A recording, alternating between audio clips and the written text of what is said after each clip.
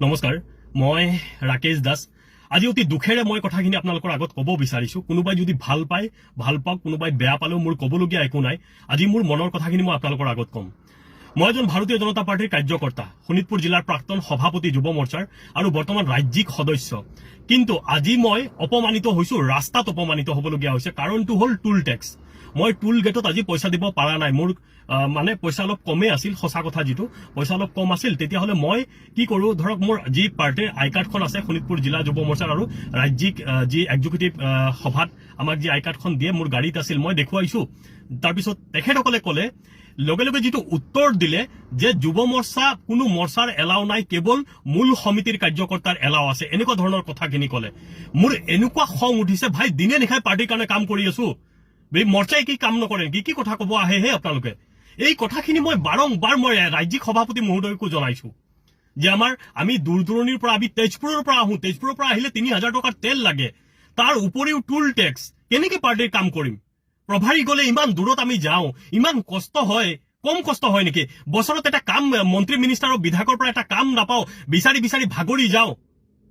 আপোনালোকে যদি একোৱেই কৰি নিদিয়ে আমাক, আমি কেনেকে কি কৰিম? পাৰ্টিৰ কাম কেনেকে কৰিম? ইলেকশ্যন কেনেকে জিকে আপোনালোকে জানে নেকি? কেৱল মূল সমিতিৰ মানুহখিনিয়ে কাম কৰিলে ইলেকশ্যন জিকা নহয়। মৰ্চাই দিনে নিশাই কাম কৰি আছে।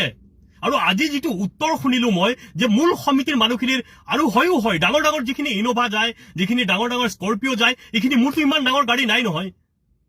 মই আমি সৰু গাড়ী লৈ পেলাই আপ ডাউন কৰিম, আৰু পকেটত সদায় ইমান পইচা নাথাকে নহয়।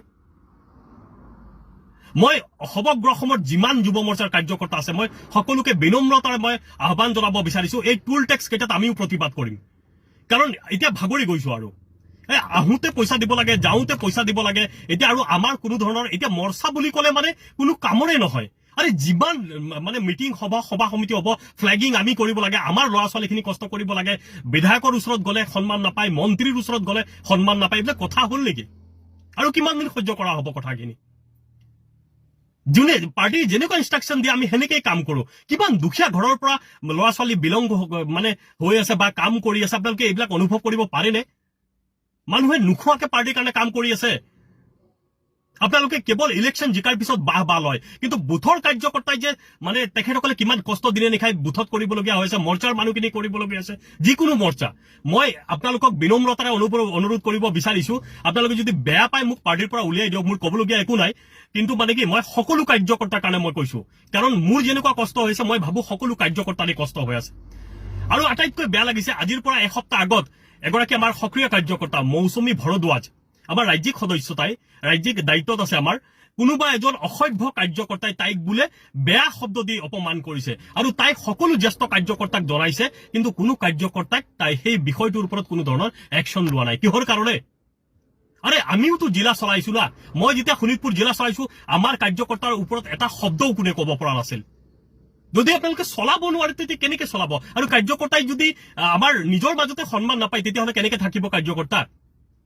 এতিয়াৰ পৰা মই কৈছো, সমগ্ৰ যুৱ মৰ্চাৰ কাৰ্যকৰ্তাই প্ৰতিবাদ কৰিব লাগে। যেতিয়ালৈকে আমি ধৈৰ্য ধৰি আছো, ধৈৰ্য ধৰি থাকিলে এনেকে নহব। আৰু সেইবিলাক আমি ধৈৰ্য ধৰি ধৰি ধৰি ধৰি আজি সেই বিশেষকে সৰ্বভাৰতত আজি চিট কমি যোৱাৰ মূল ৰিজন হ'ল এইবিলাক কাৰণ এজনে এজনক আমি কাৰ্যকৰ্তাখিনিক আমি গুৰুত্ব নিদিওঁ। কাৰ্যকৰ্তাক যদি আমি গুৰুত্ব নিদিওঁ, কাৰ্যকৰ্তা কেনেকে থাকিব পাৰ্টিত? মই আজিৰ পৰা টুল টেক্স নিদিওঁ, কাৰণ ইমান কষ্ট কৰি যদি পাৰ্টিৰ কামত আহিবলগীয়া হয়, মোৰ টুল টেক্স ফ্ৰী কৰিব লাগিব। আৰু যদি নহয়, তেতিয়াহ'লে মোক পাৰ্টিৰ পৰা উলিয়াই দিয়ক, মই পাৰ্টিত নাথাকো। আজি ৰাস্তাত অপমানিত হ'বলগীয়া হ'ল।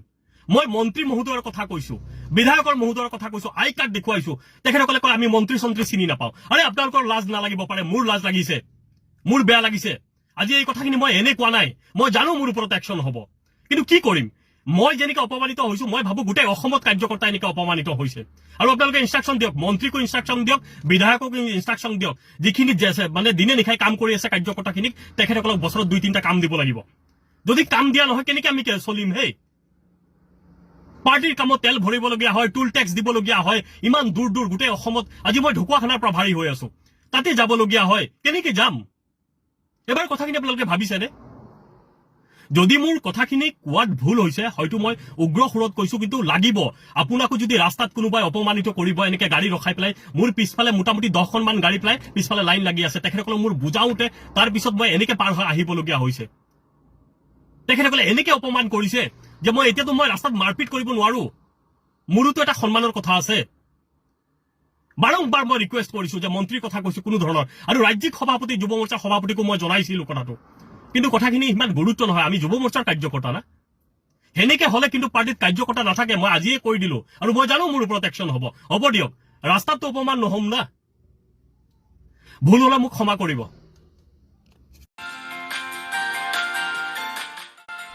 हायर सेकेन्डारि उथ्रिनाय फरायसाफोरनि थाखाय गोजोनथाव खौरां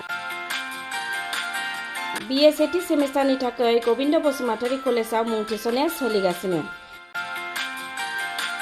गिबि मुं थिसननाय 100 फरायसाफोरनि थाखाय स्पेशल अफार आरो गुबुन गुबुन रोखोमनि बेसेन नाङै क्लासनि खाबु होनानै मुं थिसननायनि हाबाफारिया गोविन्द बसुमतारी कलेजाव सोलिगासिनो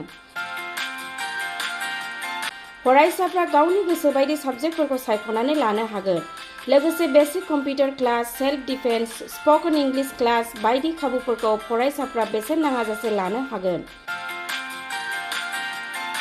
बे कलेजाव गासैबो फरायसाफोरनि थाखाय फ्री बासनि सार्भिसनि राहा आरो बिजाब बाख्रिनिबो राहा दं